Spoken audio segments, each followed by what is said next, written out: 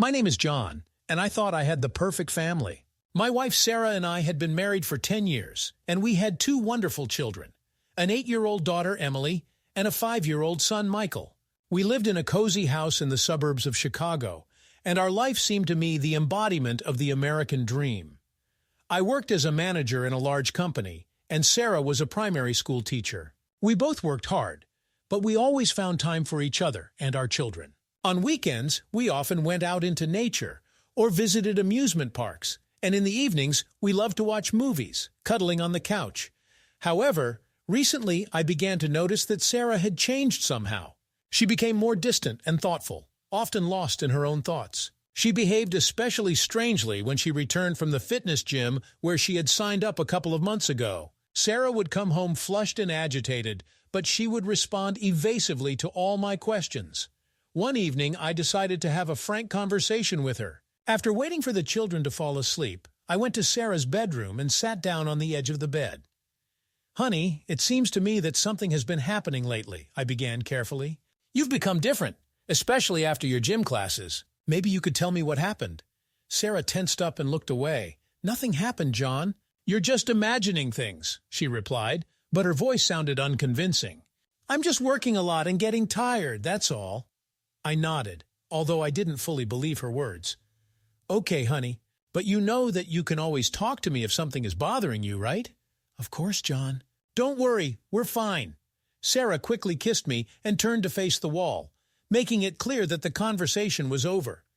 I left the bedroom with a heavy heart, feeling that my wife was hiding something from me. But I decided not to pressure her for now and give her the opportunity to tell me everything herself when she was ready.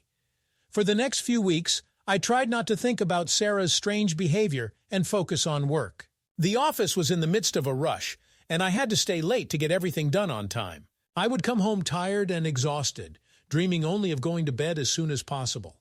Sarah also looked tired and tense. She still went to the fitness gym but now tried to do it when I wasn't home. I attributed her condition to work stress and tried to support her as much as I could, cooking dinner, helping with the kids, arranging romantic evenings. But something continued to gnaw at me from the inside. I felt that Sarah was moving away from me, becoming more closed off and cold. She often stayed up late behind her laptop, and when I asked, she would say she was checking her students' homework. One evening, when Sarah was in the shower, I couldn't stand it anymore and looked at her laptop. It had no password, and I could easily log into her account. My heart was pounding like crazy as I browsed through her emails and social media messages, but I found nothing suspicious. Just as I was about to close the laptop, I suddenly noticed a folder named Fitness. Clicking on it, I saw dozens of photos of Sarah in tight sportswear, posing in various positions. But what really shocked me was that in many of the photos, there was a muscular man next to her, hugging her waist. I felt the blood drain from my face. Was my wife cheating on me? Was all her strange behavior related to this man? I couldn't believe it. I didn't want to believe it. But the facts spoke for themselves.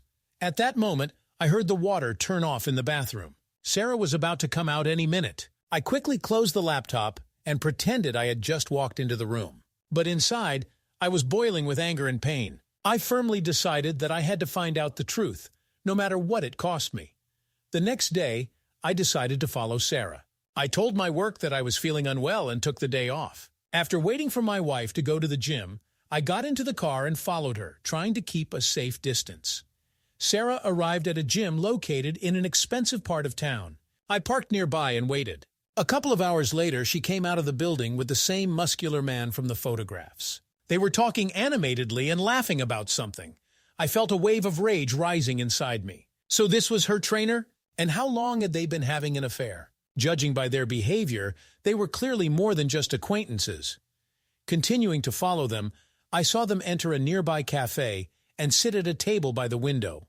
They looked happy and in love, just like Sarah and I used to be. The thought made me sick. I couldn't watch this anymore. Turning around, I drove home not knowing what to do now. My world had collapsed in an instant.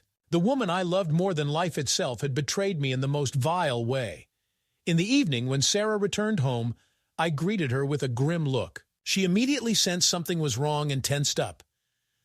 "What happened, John?" she asked, avoiding my eyes. "You tell me what happened," I hissed through gritted teeth. How long have you been sleeping with your trainer?" Sarah turned pale and put her hand to her mouth. "John, I didn't want you to find out like this." "So it's true then." I felt the last remnants of hope leaving me. "You've been cheating on me all this time? How could you, Sarah?" She burst into tears, trying to hug me, but I pushed her away. I couldn't touch her after everything I had learned. My heart was broken and my soul was screaming in pain. I felt betrayed, humiliated, crushed. "Get out," I whispered, turning away. "Get out and don't come back. I'm filing for divorce." Sarah continued to say something through her tears, but I was no longer listening to her. All I could think about was how to get revenge on her for this pain. And I knew that my revenge would be terrible. Over the next few days, I carefully planned my revenge. I wanted Sarah to feel the same pain and humiliation that I had experienced when I found out about her infidelity. I wanted her to suffer the way I was suffering. First, I hired a private detective to gather evidence of her infidelity. Photographs, videos, recordings of phone conversations, anything that could be useful to me in court during the divorce. I was sure that I could get most of our property from Sarah and gain full custody of our children.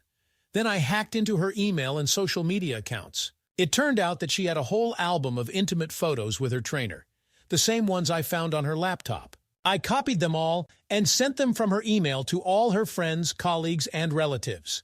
I can imagine the shock they must have felt when they saw those photos, especially her parents, who had always considered their daughter perfect and impeccable. Now they knew what she was really like, lying, two-faced, depraved, but that wasn't enough for me. I wanted to destroy Sarah completely, to trample her dignity and reputation. So I found her lover and offered him a deal.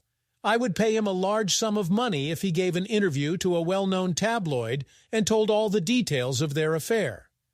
Of course he agreed, and soon all of America was reading on the front pages of newspapers about how Sarah Johnson, a respectable elementary school teacher, had seduced her fitness trainer and cheated on her husband with him for 6 months.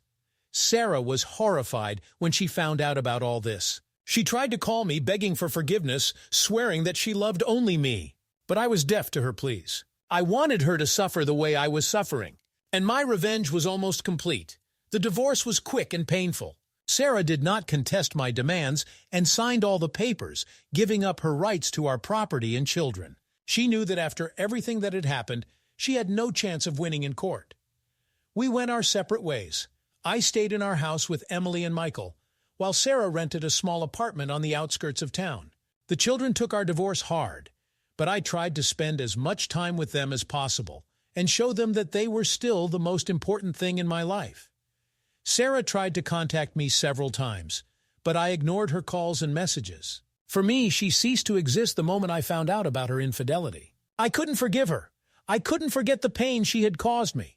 Life gradually improved. I devoted myself entirely to work and children, trying not to think about the past. My friends and colleagues supported me, saying that I had done the right thing by taking revenge on my unfaithful wife. But sometimes at night, lying sleepless in our huge empty bed, I would remember my story with Sarah. I would remember how happy we once were, how much we loved each other, and then I would feel bitter and resentful that it had all turned out to be a lie. One day, I ran into Sarah at the supermarket by chance. We both froze in place, not knowing what to say to each other. She looked tired and exhausted, tears in her eyes. I suddenly realized that revenge had not brought me the desired relief. The pain had not gone away. It had only dulled with time. "Forgive me, John," Sarah said quietly, lowering her eyes. "I made a terrible mistake and deserved everything that happened to me. But I want you to know I never stopped loving you, and I will love you until the end of my days." With those words, she turned around and quickly walked away, leaving me standing in the middle of the store with a heavy heart. I watched her go, feeling something inside me tearing and crying. But I knew there was no going back. Too much had happened. We had inflicted 2 deep wounds on each other. Several years have passed since then, but the pain of Sarah's betrayal is still alive in me. I have never been able to love another woman. Never been able to let anyone into my heart. My children have grown up and moved to different cities, and now I live alone in our big house full of memories. Sometimes I wonder, was it worth it? Was my revenge worth the suffering I caused myself and Sarah? Maybe if I had been able to forgive her then, everything would have turned out differently. But I know that I couldn't have lived with her after everything I had learned. The trust was destroyed forever, and our marriage could no longer be saved.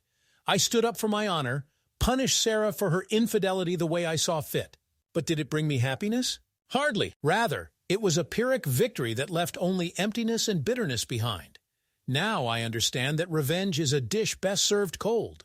But when you eat it, you only feel the taste of ashes on your tongue. And nothing can fill the void that has formed in your soul. I will live on, day after day, keeping the memory of Sarah and my love in my heart. And maybe someday, I will find the strength to truly let go of the past and start anew. But for now, it is only a ghostly hope, a faint flicker in the pitch darkness of my pain. That's the kind of story it turned out to be. A story about love, betrayal, revenge, and regrets. A story about how one mistake can destroy a whole life, and how difficult it can be to forgive those who have hurt you. I told everything as it was, without embellishment or concealment, and let everyone decide for themselves who is right and who is wrong.